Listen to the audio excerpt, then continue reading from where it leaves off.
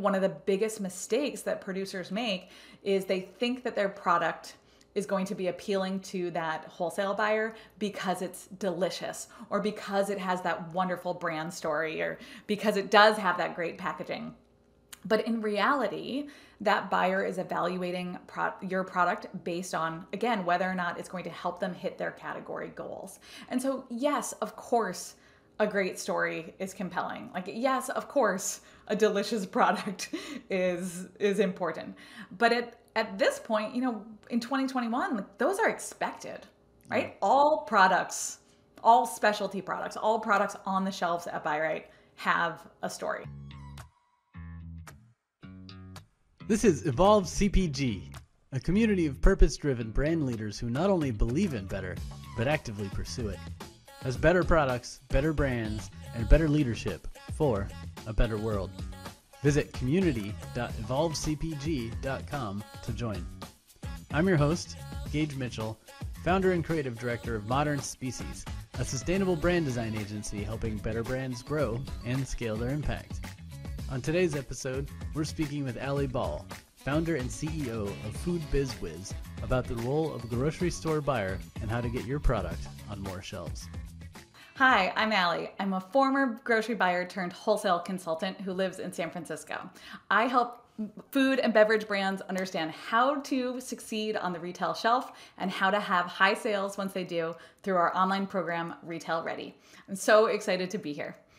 Awesome. I'm excited to have you, Alli. I've been following some of your content and your classes and seeing your ads pop up in my feed all the time. So I've just been anxious to chat with you and swap notes and see how, we can help move this industry forward together. So happy to have you on the show to get to know you a little bit more. Thanks for reaching out. Yeah, this is going to be fun. Yeah. So one of the things when looking into your background, and I know that, as you mentioned, you're a kind of consultant for brands trying to get into retail. Obviously, you used to work in retail, which is a great asset to help guide brands. But specifically, you worked at Buy Right, which is a pretty famous store. And I've actually met Sam at a book signing when I bought the book. And it's just such a great book on like helping you understand how to even pick out food, not just recipes. Yes. So, oh my God, fun fact is that I'm in that book. I wrote the intro to the dairy chapter. So that's awesome. If you still have it, you can go back and flip through and you'll see my like young face in my Buy Right uniform kicking off that chapter.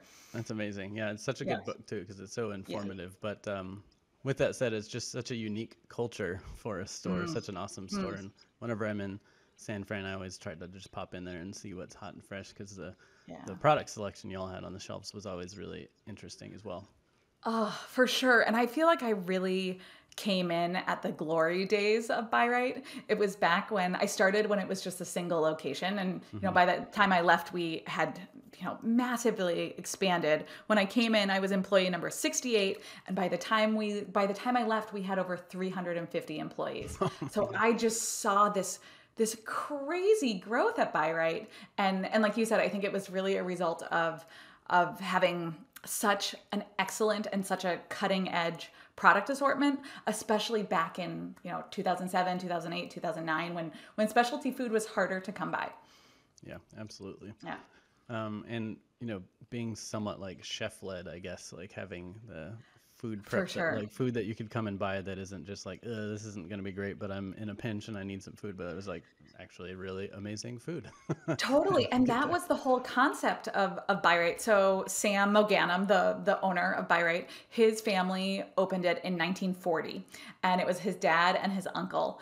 And it was, back then it was like a corner store, like literally in the Mission District in San Francisco, bars on the window. They sold like cigarettes and 40s and like, it was like your average corner store. And so Sam, one of the sons, there's two sons, Sam went to culinary school in Switzerland. He came back to San Francisco when he was in his early 20s. He actually started a restaurant downtown and his dad and uncle were ready to retire and they really wanted Sam to take over the market. And Sam, this was in 1998. And Sam was like, I will do it, but it has to be done my way. Like we're ripping the bars off the window. We are making it like fresh produce and like, locally sourced meat first they built out, you've seen like that fantastic deli, and really, really changed it from that typical everyday corner store to a destination market that was focused so much on chef inspired product. So yeah, it really was Sam's vision that crafted Buy Right into what it is today. That's beautiful, and it's working, Yeah. of course. Well, I And it's working. haven't been down there in a while. Maybe expansions hurt. Who knows? But it worked enough to make that expansion possible and get into all sorts of other things. So I've never worked on the retail side, and I imagine that's a lot of the value you bring. But before we dive into some of that value, I'm just curious from like a day-to-day kind of like, what is that job like? Like, how do you make sure you're getting really interesting products and keeping them on shelf, especially when you work with like smaller producers that might be a little less consistent? Yeah, that's a great question. So in my role, so I played many different roles at Buy Right. I was an assistant grocery buyer, head of grocery, retail store manager once we opened that second location. But let's talk about the grocery buying role, because I think that's really what people are most interested in. So in that role of grocery buyer, my role was to figure out products for our shelves and make sure that once we did put them on the shelf, they sold, right? A grocery buyer's performance is measured on their sales results. Yeah. So this was again like 2007, 2008, 2009. I would literally go to like farmers markets and read like cooking magazines and go to pop up like underground, food events in San Francisco, scouring our markets for up and coming food producers. And, this was before Instagram. It was before we could just follow a hashtag and find products online. But really looking for products that were unique, products that had fantastic packaging, products that told some sort of brand story, and products at the end of the day that I thought were going to sell off of our shelves. So back then it was a little bit of sleuthing, which was really, really fun. And certainly a lot of like inbound sales too.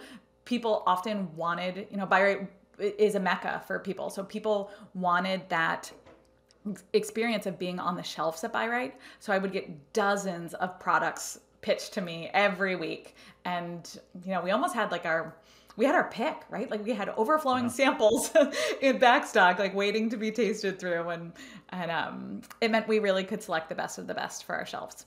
Well, how did you determine what is best of the best? Was it just like, I really like this product, so I'm hoping other people like it? Or was it more, I know our consumer and what they're going to buy. And, this is a little bit too edgy for them, or this is a little bit too spicy for them, or this is, not something our customers are looking for because of our demographic. Yes, I'm so glad that you asked this question, because this is exactly what we talk about in Retail Ready. And I think one of the biggest mistakes that producers make is they think that their product is going to be appealing to that wholesale buyer because it's delicious, or because it has that wonderful brand story, or because it does have that great packaging. But in reality, that buyer is evaluating your product based on, again, whether or not it's going to help them hit their category goals. And so, yes, of course, a great story is compelling. Like, yes, of course, a delicious product is important. But at this point, in 2021, those are expected, right? Yeah. All products, all specialty products, all products on the shelves at Buy Right have a story, or 98% of them. So that's just the baseline now. And so again, that buyer, when they're evaluating the product, really thinks about, is this product the right fit for my store in particular and the type of people who are shopping? And so it doesn't mean that just because a grocery buyer says no to your product that you're not going to have success somewhere else. It just means that it wasn't the right fit for that particular store. I also think, let me add this on, that just because a buyer says no to your product doesn't mean that it's not the right fit for that store. What it really means is that you haven't done a good enough job of convincing them that it is. And that's really where the secret is. Like that's what I love teaching to emerging brands, that how to speak that language of wholesale, how to convince the buyer to give you a shot on their shelves, how to craft that like winning sales pitch that makes that buyer say yes. There's a very Nice. specific way to do it. That's cool. And we'll share some Yeah, links to your retail ready course and other things in cool. the episode show notes and talk about it a little bit more later. But for now, I'm also curious for on the retail buyer standpoint, Yeah, when you're thinking about what your your customers are going to yep. buy, is it more based on like past data, like shopping Mm, data, like what has sold in the past and what hasn't, or yeah, is it more based on like some sort of um, research that you do with your customers to figure yeah, out what future trends might be? Like yeah. maybe that something hasn't sold yet, but that's because you haven't had it yet. Right, right. Oh my gosh. It's a little bit of both. And let me say that some buyers are more hesitant about changing up their product assortment than others, right? So like, we are talking in like blanket statements here, but do know that it, of course, it varies from buyer to buyer and location to location. But I think the best approach is looking at both equally, right? Looking at past sales data so you run your item movement reports. This is typically what's called a category review. So Hmm. you are reviewing a particular category of your store. You run your item movement reports for a particular sales period and you assess, what's working, what's not working. You look at your numbers at the bottom and you ask why are they so low, right? It might be, gosh, this is the part that I really loved about my role. It might be that we merchandise this brand on the bottom shelf and Yeah. like we're not ready to discontinue it. Like let's move it up and make it eye level. Or maybe it was that supplier had out of stocks for weeks on end. And so the Yeah. sales numbers, the data is actually inaccurate because the numbers look really low, but it's because we literally didn't have the product to sell. So it's this really interesting exercise of looking at the data and extrapolating, what went on and what are we going to see in the future if we repeat these trends. So that's one side of it. Again, that's the part that I really really liked, thinking about those like Yeah. That's tiny fun. tweaks that we could make on our shelves. To increase sales and find success with that producer. And then the other side of it is looking at trend reports and data. So in specialty in particular, stores can opt in to sharing their point of sale data with market research groups, right? Like Spins or Nielsen. And in turn, those companies take your data, take data from all the stores who opt in. They sort it and, sort it by category and, make it clean and pretty. And then they share it back with those stores. And Nice. and so it's a win-win on the store level because, let's just say I am hesitant about selling CBD canned beverages, right? And I'm like, oh, not for me. Our Yeah. audience wouldn't like that. I can look at that data and say, okay, well, actually, at a store that is pretty similar to ours in Seattle or in Minneapolis or down the street in San Francisco, they're seeing a lot of great sales results. Or like this Mm, category is trending. Like why not give it a shot on our shelves, right? nice. Okay, cool. So that's really important. And then of course, that data can also be purchased by producers. And that's really valuable because if you do encounter, I'm just going to run with this CBD beverage example. Yeah. If you encounter a buyer who is hesitant, you can share that data and you can say like, actually, like, look at this. Like, I know you say you don't have a CBD category, or like, I know you say your audience isn't interested, but what we're actually finding is that this category is increasing by, I'm making this up, 32% year over year. Like, you are missing out on sales if you don't bring in our product line. Yeah. So yeah, I think does that answer your question, that it's Yeah, kind of, absolutely. it's both. It's looking at historical data and also being open to looking at that, the trend reports. Yeah, And not that's every cool. buyer does that. I'll say that not every buyer does that multi-pronged approach, but if I were still in the buying position, that's the type of action that I would take before I were making purchasing choices. Nice. And you answered my Yeah. follow-up question, which was if data isn't performing, do you get a little creative or just take that product off the shelf? But like you mentioned that you might reposition it on like put it on a higher shelf or do something else different to Yeah. give it a chance before you cut it. So that's cool. Yeah. And I'll also say that it depends, right? And I'm going to give a little bit of tough love here. But when I used to look at item movement reports, if we had two producers, two brands at the bottom, and they were pretty similar and they were both underperforming, and I knew I wanted to get rid of one so that I could literally free up shelf space for a new brand, right? Like kind of like a one for one swap here. I would, gosh, okay, yeah. I would look at these two brands and say, like, which one has been easier to work with? Ah, okay. Which one supports their product on shelf? Which one has been that like low maintenance, easy going vendor for me? Nice. And That makes sense. I say that it's a little bit of tough love because it's a little bit subjective, right? Like, how do you know if you're an annoying vendor, or a high maintenance vendor? We actually have a podcast episode coming out about this topic. Like, are you a high maintenance vendor?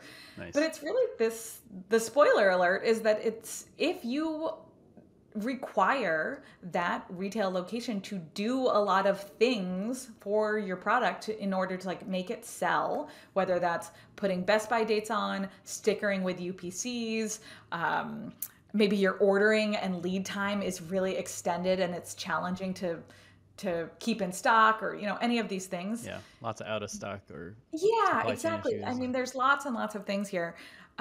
If that buyer has to make a choice between cutting A or B, they're always going to discontinue that frustrating vendor. Does that make sense? Oh yeah, totally. Yeah. Totally makes sense. I feel like that applies in all forms of, professional life. Like Yeah. the easier you are to work with, the more likely people will continue to work with you. Yes. Oh my gosh. Absolutely. It's like, if you're a good person, people want to work with you. Yeah. It's all Nice. it's all relationship based in retail. Yeah. That makes sense. Okay, Yeah. so you obviously got some great experience from pre things like Instagram and all that, and eventually learned to use all the modern tools and whatever. But Yeah. you, at some point, decided to leave retail and go into consulting. So Yeah. what kind of inspired that shift? Yes. So as I mentioned, we opened a second location at Buy Right. It was Buy Right Divisadero, and it was about 3 miles across town. Still exists. This was we opened Diviz in early 2013, and I became head of grocery and retail store manager of that store. And my focus shifted away from the producer and more towards our employees and the financials of the grocery department. So I was heads down, looking at the P&L every single week and analyzing the numbers and really thinking about basically, like, are we profitable? Profit margins are, we all know this, like across the board in grocery, profit margins are slim. In retail, it's the same. High revenue, very slim profit margins. And so my job was really focused on spreadsheets.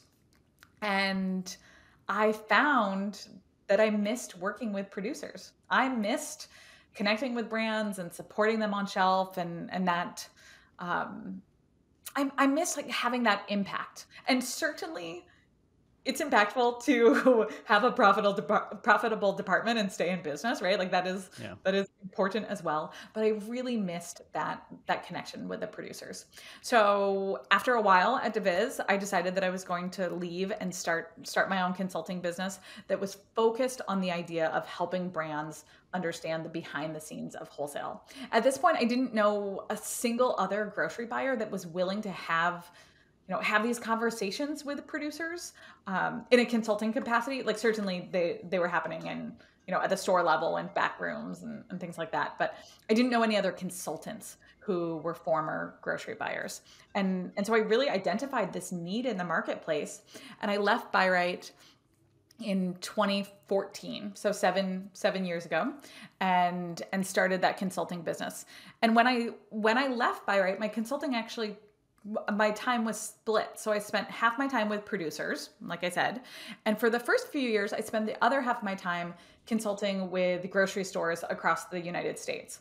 So I helped with buying and category reviews and training their inventory departments and really making sure that that grocery departments were operationally sound. There's lots of Nice. moving parts, in grocery. And that experience was so valuable too, because, you know, people always say like buy right, you mentioned this, but like buy right's magical. Buy right's this wonderful little bubble that we're in San Francisco. And it was really, really educational for me to have that similar experience, with markets across the US.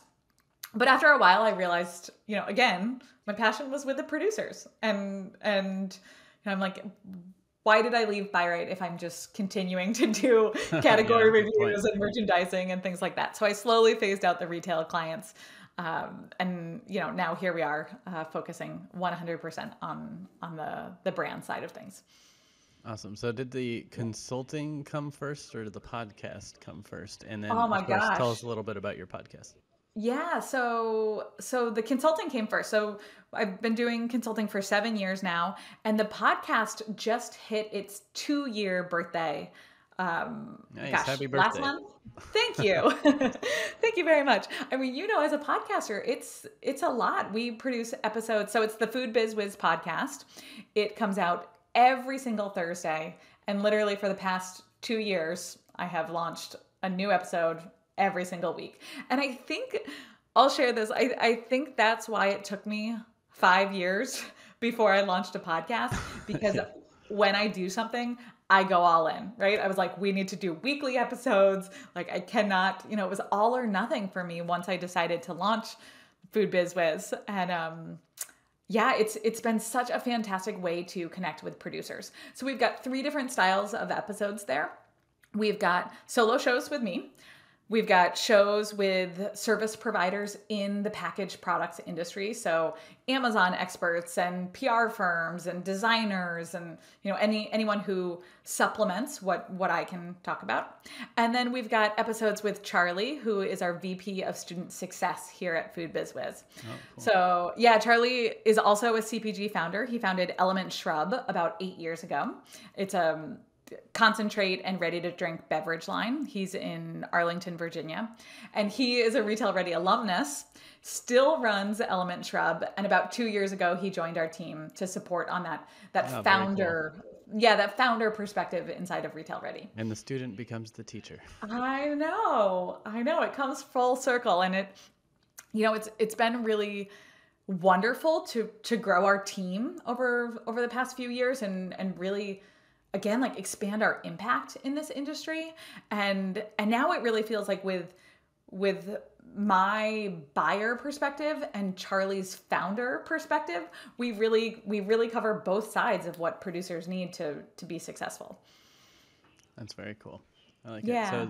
So, and that's cool that you have the different types of episodes as well. It's maybe we're a newer podcast launched a handful of months ago, and I'm still trying to figure out how to structure it all, whether I should bring on a co-host or have different segments. Like so far, we've mostly just done these kind of interview style, and then I have this one other style where we talk with leadership coaches or leadership team or individual kind of people who help teams make better decisions so they can make a bigger impact. But so we'll have some shorter episodes with them where we talk about leadership skills, but I've been trying to figure out like other formats that we could go. And you and I briefly talked about episode length. Like some people like longer episodes, some people like shorter. So I feel like we're still in that like experimental phase where we're trying to figure out exactly what to do, what people want, like what's our unique voice, and so on and so forth. So do you feel like by year 2 you kind of have some of that figured out now, or are you still in experimental phase?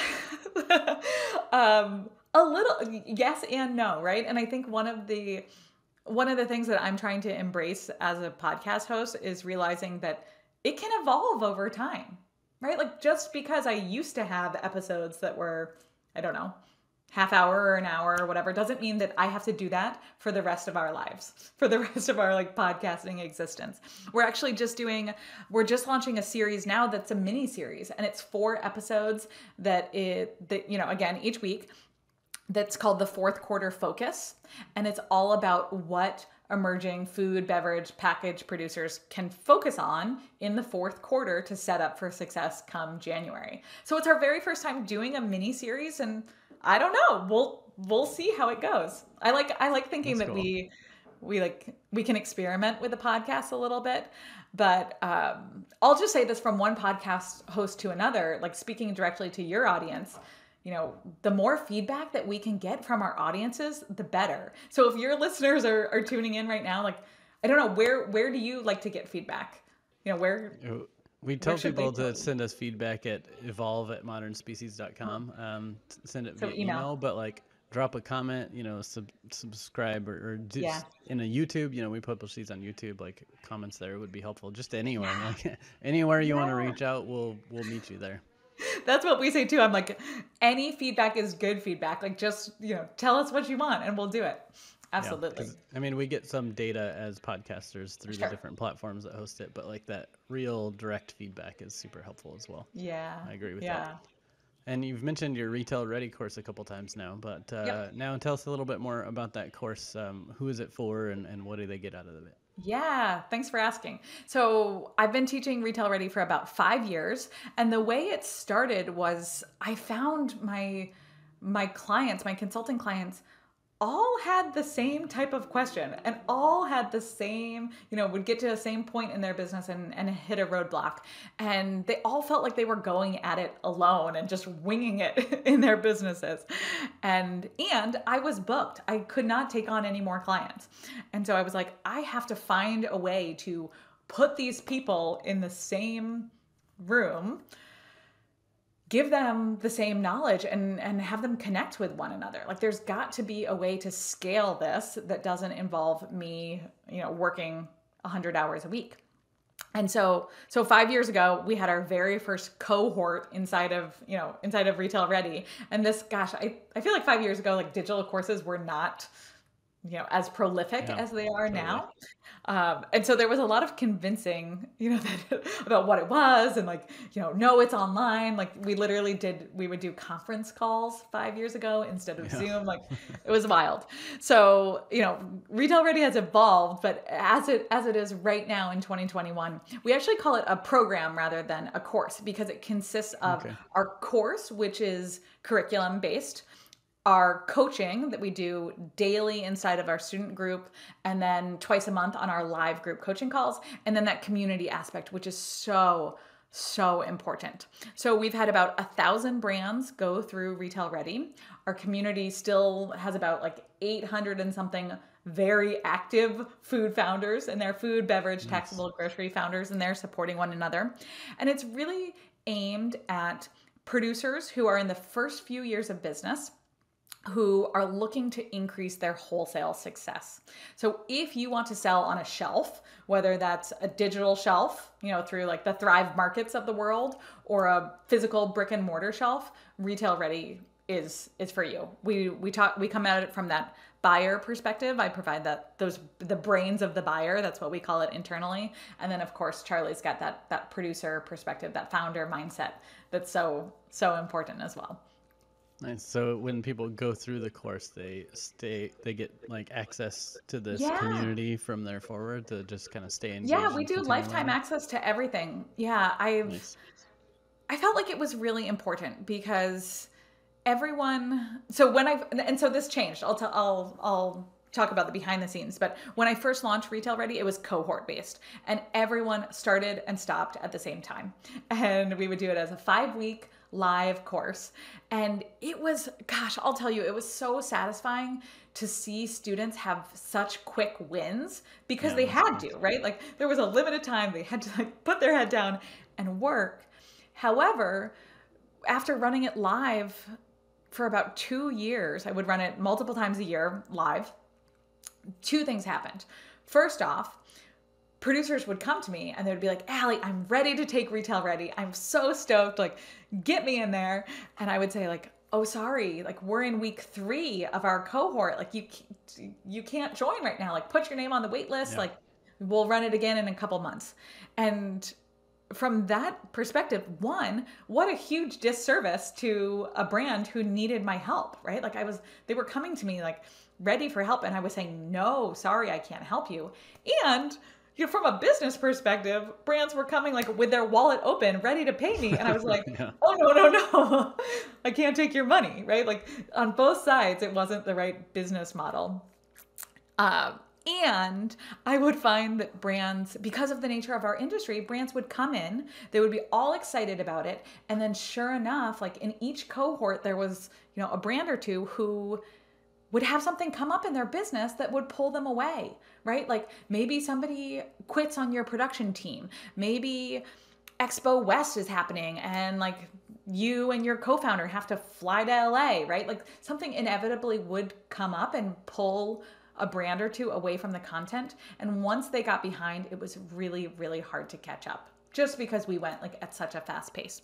So about 3 years ago, all that being said, like we switched the model and we made the curriculum of Retail Ready self-paced.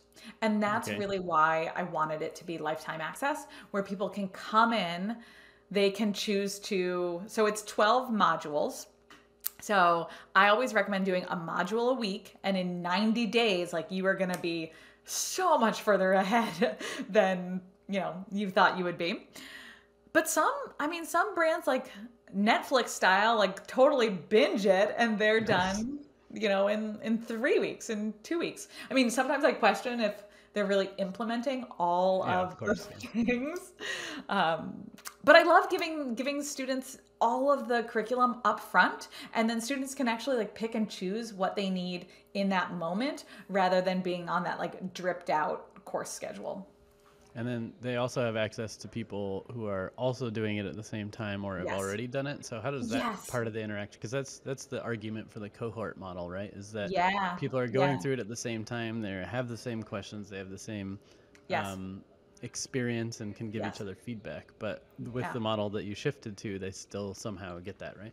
Totally. And that was like this was my hesitation of switching the model a couple of years ago. I was like, that cohort experience is so valuable. So one of the things that I did was hired an employee who would focus on student success, right? So, and this was before Charlie. It was just like a part-time admin assistant who really was, essentially creating cohorts inside of our student community regardless. And then with time, like as we enrolled more and more students, we realized that it was a larger role. So now we have 2 people doing this. Our, like student success coordinator, and then also Charlie, the VP of student success. And then of course I'm in that group as well. So it really takes 3 of us nurturing the students and making sure that, gosh, when you come into the program, you feel immediately welcome, exactly who else is a newbie, like who else is in your category, who you can collaborate with. It's really special. That's really cool. It's a nice hybrid model because I've taken a lot of online courses, especially recently, like Seth Godin's marketing seminar, for example, was one. And I did this was more of like a hybrid of online and in person, but 10,000 small businesses. Which is like funded by Goldman Sachs, I believe. But cool. They make it free to small business entrepreneurs who meet certain criteria. So any of your listeners interested in that, or if you're interested in it, it's a good program. They've just kind of designed it to help you create a growth plan, essentially, and then you have a cohort. If you have a local program near you, you can do it live or in person. But if in my case, we didn't have a local program near me, so I was in the national cohort. But anyway, so I've taken some of these different courses and I'm just now kind of launching our own course that's on scaling your impact as a brand. Oh, so, cool. Most brands these days have like a little seed of impact at least. Some of them have a lot more than that. And the goal of this is to help people connect with each other, to share their thoughts on the journey, but also give them a structure to go through to figure out how to identify untapped opportunities. And then kind of learn some frameworks for like going through and practically deciding which things to scale and then scaling them and making an action plan for it. So we're just in that first cohort right now, and it's really exciting. But it's fun to hear how you've kind of evolved your program over time. And I'm sure as we run it multiple times, we'll figure out the right formula. That's what I was going to say. And first off, I'll say congratulations, because launching a program is no joke. Yeah, it's a lot of work. It work. is so much work. So big shout out to you. Congratulations. That's awesome. And 2, I don't think that we would have had success with this self-paced model if I hadn't run Retail Ready as a cohort for years beforehand.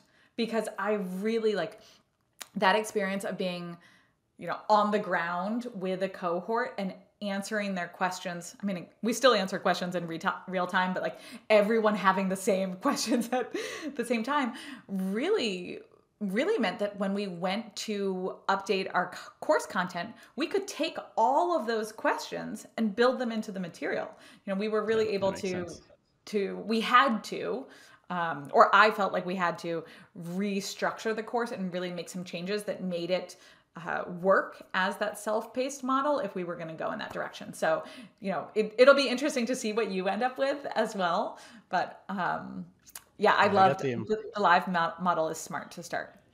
Yeah, I got the impression that that's how Seth Godin's marketing seminar evolved too. It seemed like you could tell from the videos that it started as more of like a live kind of small cohort, and then by the time you're taking it, there's like a bunch of questions already answered and extra videos that answer those things or go deeper into subjects. So it was an interesting model. And I just remembered another one I did recently. I'm not sure what platform your community's on, but ours is on Mighty Networks. Oh, you are? Oh, cool. Yeah. And the founder of Mighty Networks runs this course on community design masterclass, essentially. And she's also live running it multiple times. And I think they just launched an evolution of it, but they're kind of in that same stage of get in there, teach the content over and over again, find all the problems and glitches and stuff in there, and then you can kind of eventually automate it. Yes, I feel like this is just great business advice, right? Like for our listeners, it's the same exact thing, whether we're talking about an online course or a physical product. It's that idea that it evolves over time. And when you get that feedback from your consumer, your purchaser, your student, whatever it is, that dictates what you do in the future with your business. Yeah, that's awesome. So speaking of helping our customers, brands, let's just say, evolve. So you've worked with over 1,000 companies on getting retail ready now. What are some of the most common misconceptions you've found through that time? Yeah, I have a couple to share with you. I mean, the first one, and we briefly touched on it, but it's really this idea that if it's delicious, a wholesale buyer is going to say yes. And I think this really stems from the fact that as brand founders, you are so trained to sell to the consumer, right? Like you are so trained to talk about the wonderful benefits of your product, like how delicious it is, that fantastic brand story that consumer can relate to. You really develop that target audience as, business building, brand building 101. You're developing that target audience. So you have so much practice pitching your product to the consumer. And that's great, right? Like that, we both agree that is very, very important. However, when you go to pitch to wholesale, they're not your end consumer. They don't care about how delicious your product is. They don't care about, the fact that you tweaked your recipe over years in the kitchen with your grandma, right? Like, I don't care about that. What I care is whether or not it's going to help me meet my category goals. Because I think about it, I think about this idea of a grocery buyer going into their annual review, right, with their supervisor, and they sit down and that supervisor says like, Alli, sales were flat this year. And if I said like, yeah, sales were flat, but like I brought in these pierogi that were just so delicious and were handmade from the grandma's recipe, they would be like, I don't care. Like you did not hit your goals. Like 50 different recipes to find the right one. Exactly. I'm like, but they labored in the kitchen and they pinch all the pierogi by hand, like my supervisor would not care, right? They want they want that story to translate to sales on the shelf. And so I think that is truly like the biggest shift that producers need to make. Stop talking to the wholesale buyer like they are your end consumer. Makes sense. Can I give one other mistake that I see too? Yeah. And this is really as a result of the pandemic. So March 2020 hits, things go upside down in our grocery industry, in many industries, and e-commerce just skyrockets, right? Last year, e-commerce just, rose to the top. And So as a result, gosh, we had so many brands, so many retail ready students, so many brands reaching out to us. And, the focus was really on e-commerce. And like, Alli, like I've got to get my e-commerce strategy up. I need to figure out my my digital marketing. I've got to figure out get my Instagram going. Like I'm now thinking of being on TikTok. Like I got to get my Shopify dialed in, like everything, like direct to consumer all the time. And, so we really heard this refrain that like e-commerce was the best and cheapest path forward. And what we saw shake out was that e-commerce, yes, increased. Absolutely. Like, gosh, my mom is like ordering groceries online nowadays. Yeah. But it increased on the wholesale side of things and not as steadily on the direct to consumer side of things. Yes, of course, some brands had lots of success direct to consumer, but they're typically the brands that were really, really solutions oriented, like supplements and Especially things health and that people were wellness, like yeah. Googling, right? Like anxiety relief supplement, things like that. Immunity. Exactly, immunity. Oh my God, my elderberry clients, like great Yeah. 2020. And so like the direct to consumer, yes, it skyrocketed in some categories, but then we saw a dip back again, like May, June 2020, like things kind of became back to normal in direct to consumer, right? Because think about it, like when was the last time you went to a granola producer's website and ordered granola and then clicked through to a coffee producer's website and ordered your beans and then like got your ice cream direct to consumer? Like shoppers don't shop like that.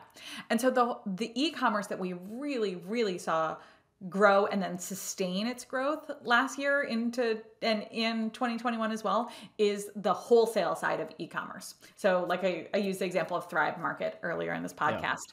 Yeah. Such a great example here that shoppers, or even Instacart, right? Like ordering online, still doing delivery or curbside pickup.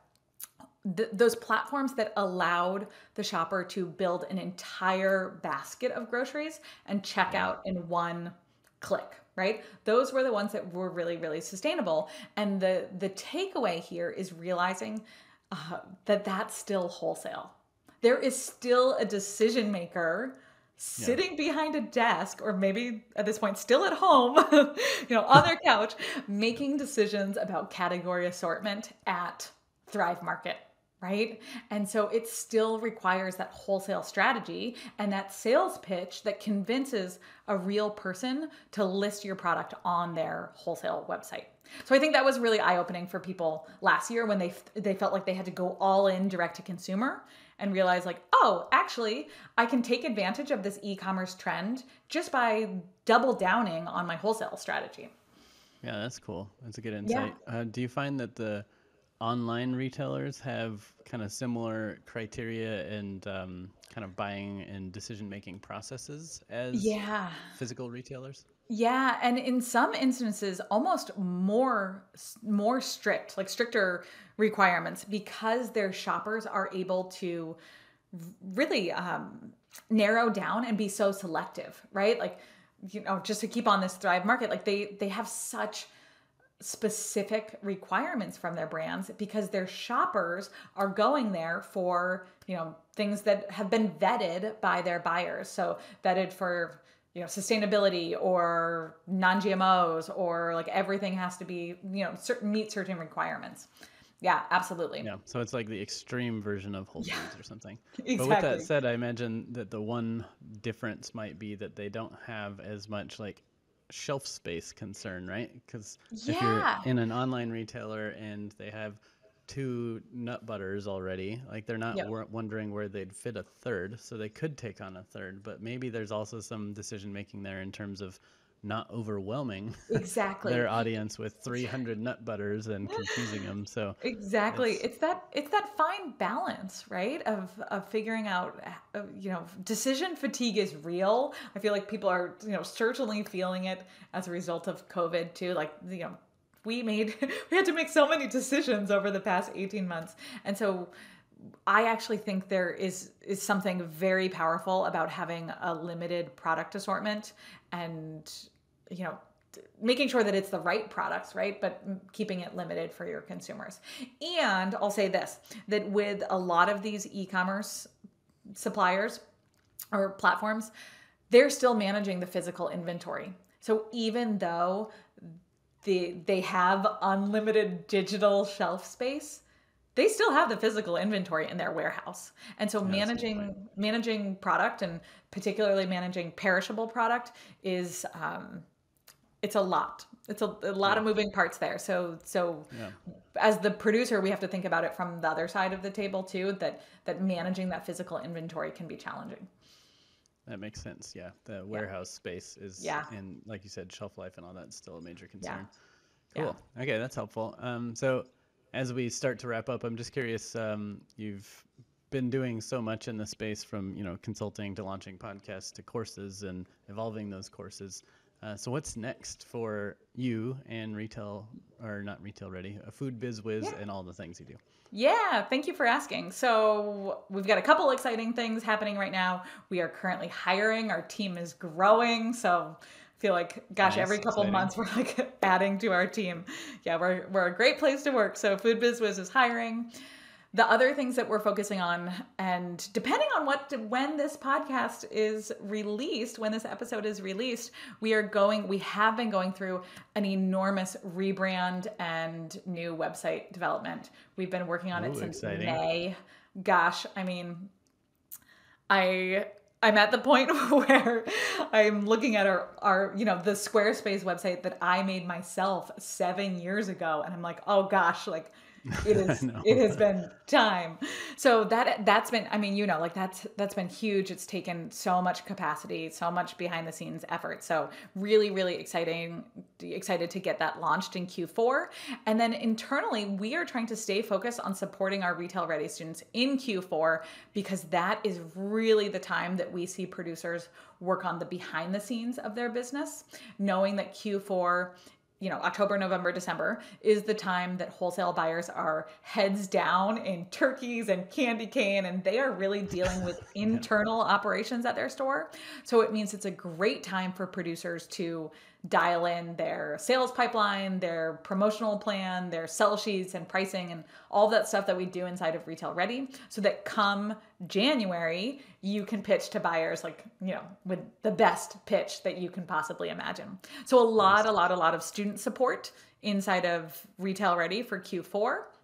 And then the last thing I'll bring up, I wasn't planning on saying this, but since you mentioned that you've got these leadership experts, I am working one-on-one with a really, really select group of clients to do one-on-one leadership coaching.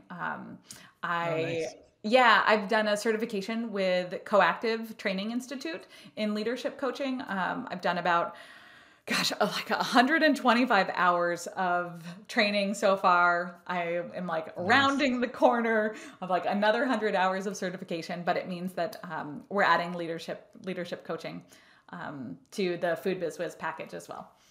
That's very cool. Yeah. Thank you. I'm excited to kind of continue seeing how it all rolls out and all your offerings that you expand upon. But as somebody whose background is in branding, I'm also excited to see your new brand and website, because that's at Modern Species, which is my agency that I run. That's kind of like what we do all the time. So I know how much work that is, and also how exciting it is. And then you mentioned, your 7-year-old site, like ours agency website is over 7 years old, and we're trying to get a new one built. So I also know how pretty much as soon as you launch one, you feel like it's out of date, but you just gotta keep it running for a long time, because it's just so much energy to work on. Totally. And it's that phrase, like the cobbler's children have no shoes, right? I'm like, I can dole out the business advice all day long, and yet that takes, that's a full-time job. So working in the business, is always of course the thing that happens first, but stepping away and taking that time to work on the business,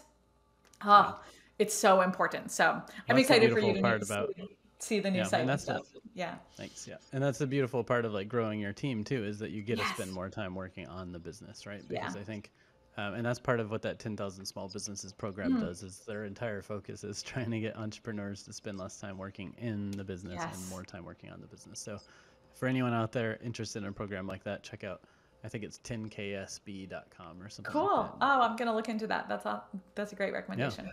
Awesome. Well, appreciate your time, and I love all that you're doing to help all these producers kind of build better businesses and have better relationships with retailers, which is super important, of course, and all that you're doing for the industry, and I'm excited to keep following your progress. So thanks for doing what you do. Thanks for having me on. Cheers. Thanks for listening. If you'd like to learn more about Alli or her company, go to alliball.com. Business can be a powerful force for good. Is your brand living up to its full potential? Go to evolvecpg.com to learn about our new impact workshop, Exponential Good. Over 6 weeks, we'll be thinking bigger, getting relevant, spreading throughout, going exponential, working backwards, and making it real so you can walk away with a clear vision and a detailed action plan for scaling your brand's positive impact exponentially. Subscribe to our podcast and YouTube channel for more innovator interviews, expert advice, and leadership discussions. If you like this episode, leave a heart, thumbs up, or review, and share it with your colleagues. As an ever-evolving show, we also love feedback, so send us your thoughts or ideas for who we should talk to next to evolve@modernspecies.com.